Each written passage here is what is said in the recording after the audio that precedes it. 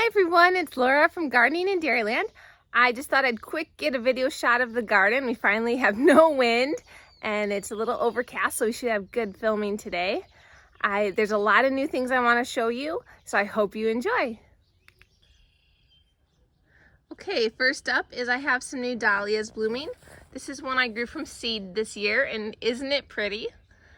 I really like this one. I'm definitely saving the tubers from this one. I also have a yellow one that's blooming. Not quite as splashy as the pink one is, but still pretty.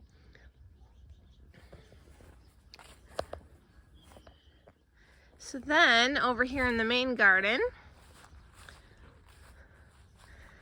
everything's growing pretty good. The weeds are starting to come now that we've gotten some rain. We finally got some rain, and we got a cat in the middle of the onion row. That's Snickers. She's one of the cats here on the farm. And the onions are growing really good. You can see them really good now. I didn't have the best luck with the onions this year. I've got a lot of empty spaces. I'm not sure what happened, but it was really dry, so I think that had something to do with it. We've been harvesting some of this broccoli. As you can see, there's a head right there.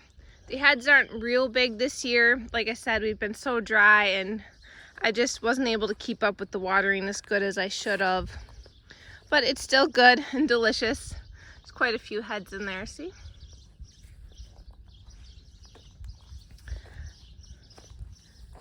The potatoes are really growing here.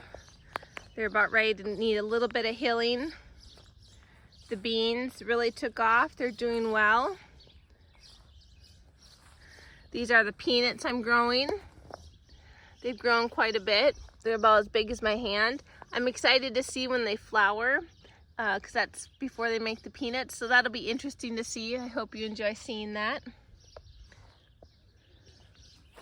Over here, the turnips and leeks, everything's really taken off since this last rain we got. It wasn't a lot of rain, but it's enough to make everything grow. These radishes will be ready to pull here soon. Over here we got a couple plants of spinach. Not too many came up, and I don't see any parsnips in my parsnip row. It's the second year I tried growing them, and I think all I got here is radishes, but I'll keep trying. And we have some beets in that row.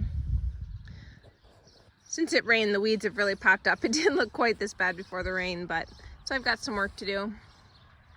The ground cherries, these guys right here have really popped up. There's some flowers planted along here, but as you can see, a lot of things succumb to the dryness. It was just so dry for quite a while.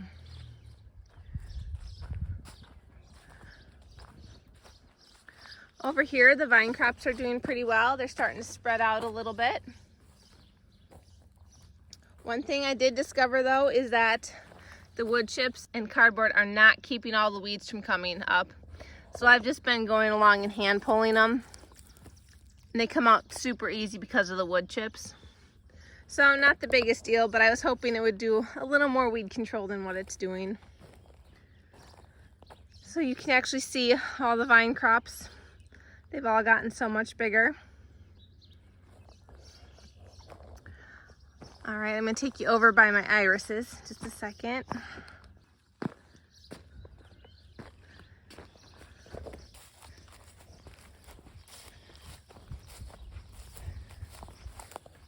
Oh, here we go. We're in full strawberry season here.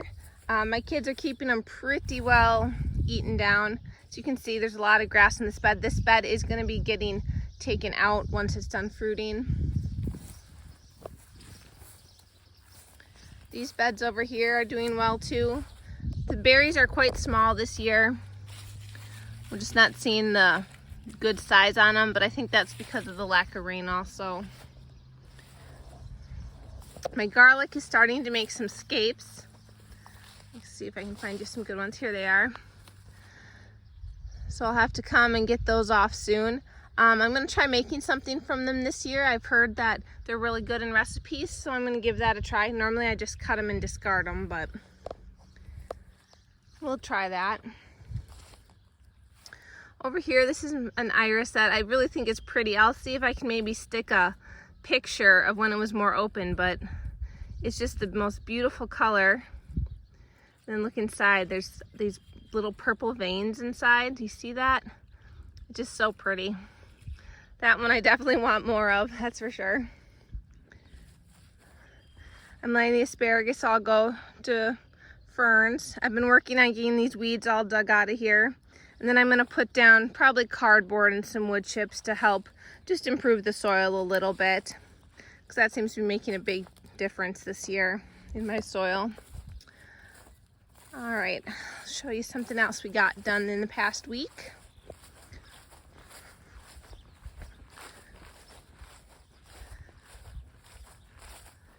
Okay, so over here I planted my blackberries. So 2 of these are Ponca blackberries, which I thought they were zone 5, but now when I saw the tag, they said they're zone 6. I don't know if they'll survive, but I'll give it a try. And the other 2 are Primark Freedom. They're a Primocane variety, so I know those will do well here. But they're happy now that they're in the ground. And I do have the weed barrier paper around them also. This seems to hold up to the weeds a lot better than the cardboard does. Okay, let me just show you over here the grapes. We have sprouts, we have leaves, and they're doing really good. This one is the Lakemont, but it's really got some good shoots on it. So that's exciting to see. I'm gonna walk over by the tomatoes there. They're just on the other side of this grape trellis. I've got some interesting ones I wanna show you. It's been really fun seeing the different colors of tomatoes. I picked a lot of variety this year and they're starting to show some color, so thought I'd show you.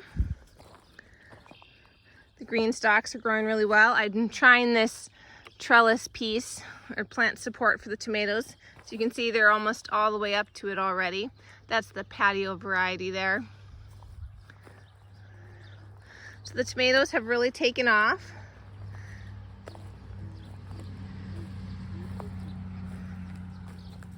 This one here, see how dark they are? This one is Emerald City from M.I. Gardner. It's gonna be a green and purple tomato, and you can see that already.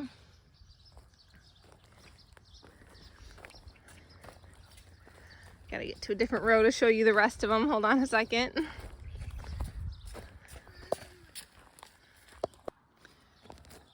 Okay, I wanna show you some of these. This is that mystery tomato. We think it's Brad's Atomic Grape, but I'm not sure, but it's definitely very colorful. Why? My 2-year-old's here, so if you hear any little talking, that's her. These are Tangerine Crim. They're kind of like a large cherry tomato, I guess. They're from M.I. Gardner. They're supposed to be a orangey color with some purple shoulders. It's looking pretty good so far.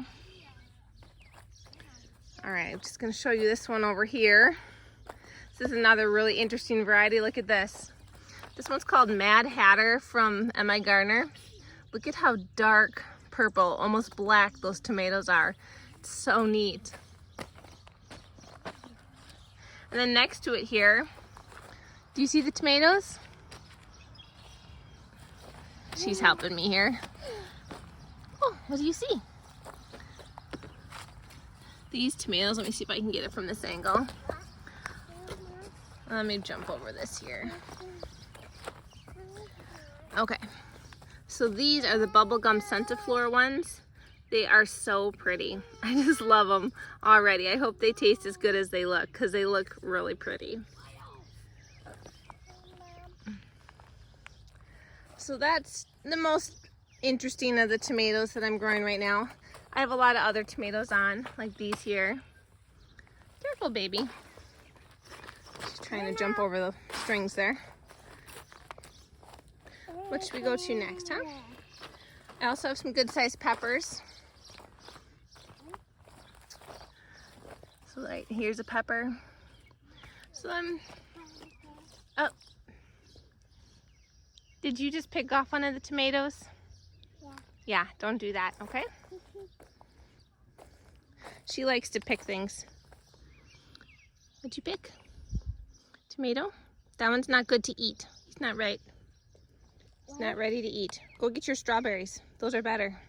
Okay. Okay? Bye. Have fun getting strawberries. Bye. She's not very pleased with that idea. The green stalk is doing well over here. This one's got a lot of different things. Look at this petunia. It's another one of those Cerny ones, and they are just so ruffly and pretty. Ooh, and look, a ripe strawberry. Well, not all the way ripe, but close. That one, the 2-year-old can't reach, so I probably should get to taste that one. Okay, I'm gonna show you one other thing up here. Well, maybe 2 other things. First off, look at the blueberries on my blueberry plant. They're not blue yet, but it looks like I'll have a pretty good crop of them this year, which I'm happy about. This one's got a few too. Pretty loaded on these branches. Okay, so the other thing I was going to show you is, remember how I didn't have a place for the dahlias? Well, I made a dahlia row. And Sadie, how are you doing, Sadie? She's just chilling in the shade there. So I have a bunch of miscellaneous flowers in here, but then every 3-4 feet I've got a dahlia. And then in between each dahlia I planted a different thing. Some of the spots have a cover crop, some have some flowers, some have lettuce. So it'll be a really interesting row here in the middle of the orchard. You can see there's my orchard trees. This is the new orchard. They're all doing pretty well.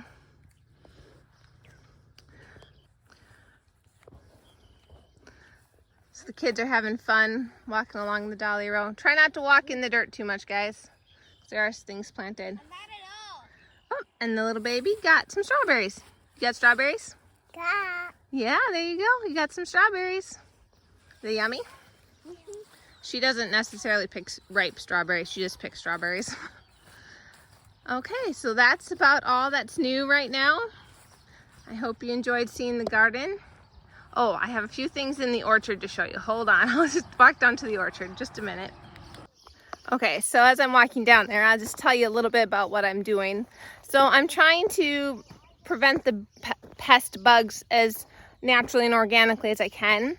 So I have a couple different things I'm doing right now to try to prevent the codling moths and the apple maggots from being so bad on my trees.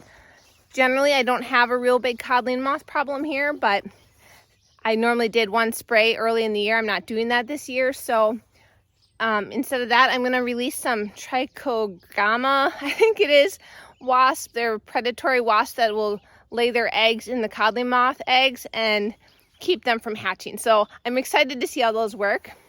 Otherwise, these are one thing I made. They are just pieces of yellow poster board with a red circle painted on it. My kids painted them so they're not perfectly round, but then it's coated with that Tangle Trap coating, and as you can see, it catches the bugs. So far, I haven't seen any apple maggot flies on my traps, but I have seen them flying around, so I'm hoping that this will catch them. Another thing I'm doing is I'm wrapping the tree trunks with a cardboard band to have a place for the codling moths if they did survive and get to where they want to make a cocoon. I'm hoping they'll do it behind these cardboard sheets. I'll show you that.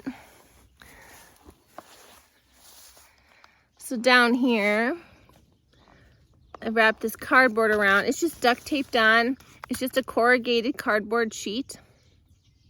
So I'm hoping the bugs will crawl down behind there, and then I'll remove that in about a month, and I'll burn whatever cocoons might happen to be on there. Another thing I'm doing is these jugs. Let me see. Here's one. There's jugs in all the trees. I'm just trying to see the closest ones here. So I'm trying 2 different solutions in the jugs. Let me turn you around here. Okay, so this jug here is filled with a mixture of 1 cup of apple cider vinegar, 1 cup of either sugar or maple syrup. So we poured it into these jugs, and it's catching just tons and tons of bugs in there. I'm hoping I can strain out the bugs and keep reusing the solution, but the apple cider vinegar and sugar and water one seems to be working pretty well. That's what I normally use. I'm also trying this year, this one is just plain 1 part molasses to 1 part water. It is catching some bugs. I think it's just harder to see the bugs in it because it's darker. So I'm just seeing which trap seems to be more effective. I do plan to strain these out and see how many bugs are actually in there. I think that'll be fascinating to see. And then over on the cherry tree, which is over here, this is a white gold sweet cherry tree. And as you can see, I have it netted. That's to prevent the birds and also to keep the cherry worms and the plum cucurleos from getting in there and making little worms in the cherries. We don't really want that. They're starting to turn color. They aren't quite soft yet, so they're not quite ripe, but in another week or two, we'll be doing a sweet cherry harvest. So that was a tour of my gardens and orchards and a little view of what we got done in the past couple weeks, and mostly just in the past week. We're glad that we finally got some rain. We have more rain coming tomorrow, so hopefully everything will just continue to grow well. I'll see you in the next video. Bye.